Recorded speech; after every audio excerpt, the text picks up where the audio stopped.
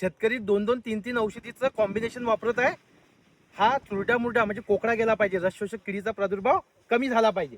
तर आता बघा काय होत आहे, बरेच ठिकाणी पाहिलं थायमेथॉक्झॉम म्हणजे ॲक्ट्रा नावाचं जे औषध येते प्लस ॲसिफेट आणखी लॅम्बडा सायलोट्रिन अशा औषधांचं कॉम्बिनेशन करून शेतकरी मित्र याच्यावर फवारणी करत आहे. तर मित्रांनो, औषध चांगलं आहे, पण तुम्ही 2-3 औषधं जेव्हा कॉम्बिनेशन करता तर त्याच्यापासून आहे ना, आता आम्ही प्रॅक्टिकल शेतात व्हिजिट करतो तर शेतकऱ्यांना फवारणी केल्यानंतर 5 दिवसानं, 8 दिवसानं, 10 दिवसानं काय रिझल्ट दिसतो तर याची नोंद आमच्या जवळ आहे.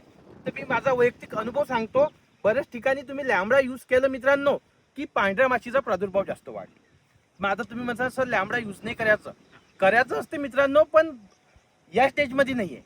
आता लॅम्बडा यूज नाही करायचं, ॲसिफेटचा जास्त वापर केला तुम्ही तर बघा पालवी जास्त येते आणि फुलपाती कमी होते.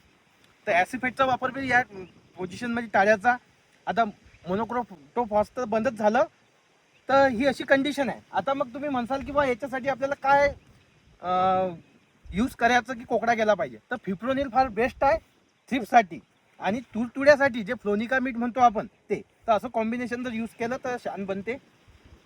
तसेच कापूस पिकामध्ये या कंडिशनमध्ये आपल्याला इथं नत्र जास्त न देता कमीत कमी 15 किलो तरी एकरी दिला गेला पाहिजे लास्टच्या डोजमध्ये, जर तिसरा डोस देत असाल तर.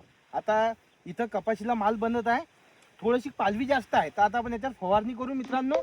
आणि पुढील जवळपास 15 दिवसांनी जेव्हा आपली व्हिजिट होईल त्यावेळेस तुम्हाला दिसेल की यामध्ये पानाचं जे प्रमाण आहे हे कमी झालं, पानाचा आकार थोडा कमी झाला, नवीन पानाचा खूप मोठ्या प्रमाणात फुलपाती लागली.